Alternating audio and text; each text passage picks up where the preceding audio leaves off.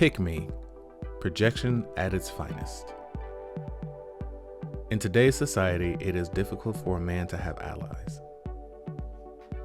The feminist ideology has not only taken over the national zeitgeist, but has mutated into this grotesque social vice grip.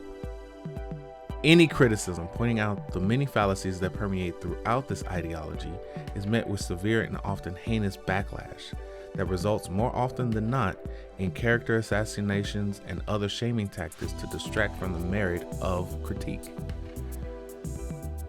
Between daytime talk shows, movies, television programming, music, and print media, the propaganda machine against men, specifically black men, was in full effect, and men had neither the tools nor the support to fight back against it. Oftentimes, they would succumb to the rhetoric and adopt it, or opt to ignore it altogether. Neither of these is a viable option if the grievances of women were truly about equality. But regardless, men took the relative criticism in stride.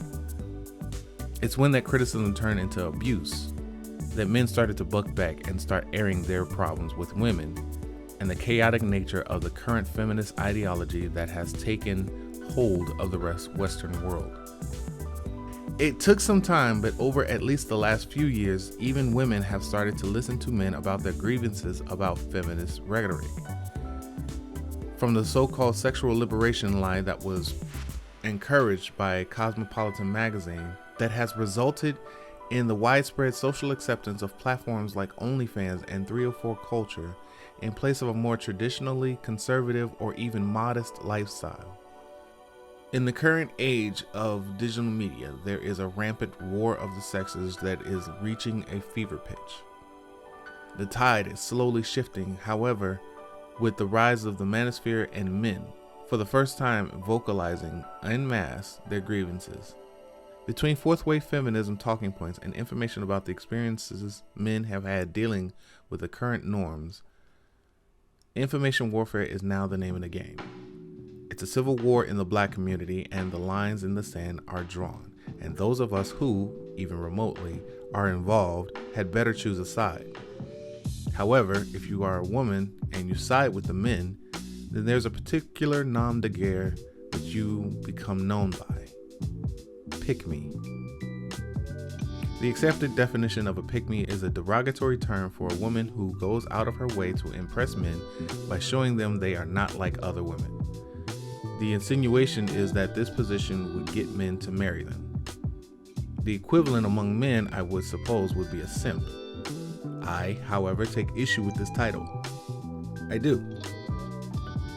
The gripe I have doesn't come from me just being an ally of modest women, but in general, it simply doesn't make sense. But projection rarely ever does. From my perspective, the concept of the pick-me stems from the principles of advertisement. There are 4 basic principles in marketing and advertising: product, price, place, and promotion.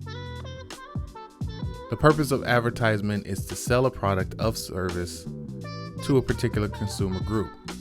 In this case, the targeted consumer is men. Any and every advertising firm knows that men don't spend money frivolously. The phrase sex sells was bred of this fact. Companies like Calvin Klein, Bud Light, Abercrombie & Fitch, American Apparel, and countless others started using sexually suggestive images to promote their products and saw a significant increase in spending from the male demographic. What does this tell us? Men like sexy women next to the things that they like, or at the very least, the promise that the promoted product will lead to sex. There's an element of psychology in advertisement. This way of advertising is considered appealing to the male gaze, a feminist term coined in 1972 by John Berger to illustrate the lens through which women are portrayed in media to appeal to the sexual desires of men throughout history. It's a simple equation. How can advertisers get men to spend their money? What do men like? Men like sex, lewd, and suggestive things. Allude to sex in our advertising and men will come and buy your product. The feminist movement, while necessary initially, has transformed into a grotesque perversion of its initial premise. A facet of the movement was the sexual revolution/liberation of the 60s and 70s. This movement led to the acceptance of premarital sex, homosexuality, masturbation, porn, and abortions. Across social media, you don't have to go too far to see scantily clad women, leaving very little to the imagination. Most women are practically, if not full-on, nude for all to see. Instagram, TikTok, Twitter, OnlyFans, Reddit, and countless other sources allow women to showcase their more liberated side. This garnered a boost in popularity and allowed men to like, follow, and compliment those women on their respective platforms under the guise of anonymity. And look, being honest, what heterosexual man doesn't want to see a naked woman?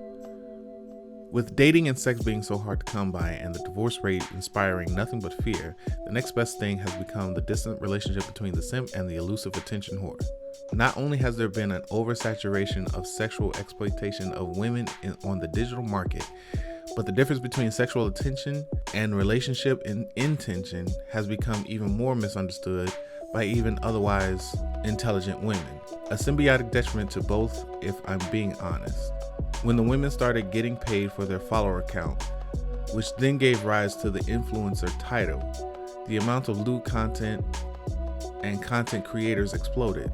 The idea that men are little more than our basic instincts is used as a tactic in all corners of social media to gain attention, further proving that sex indeed sells, especially if that's what you're advertising. Just because I'm dressed a certain way doesn't mean I want to be sexually harassed. Or, I dress like this for myself, not for men. Are two of the biggest load of feminist bullshit put out there to gaslight the public masses out of common sense. You dress how you want to be addressed. What you wear speaks volume about who you are and what you're about. Before you open your mouth, your image speaks for you. You wouldn't dress in hot pants and a low V-cut blouse for a business meeting that involves millions of dollars. Given the concepts of advertising, product, price, place, and promotion, it seems pretty clear to me that just like the title of Jezebel and Succubus, pick me belongs to those who flaunt their sexuality so loosely, and not to the women who agree with more traditional men about how out of control things have gotten. The women who use the term pick me as an insult are the ones who desperately want to get picked the most. What they get picked for, however, is what they tend to advertise.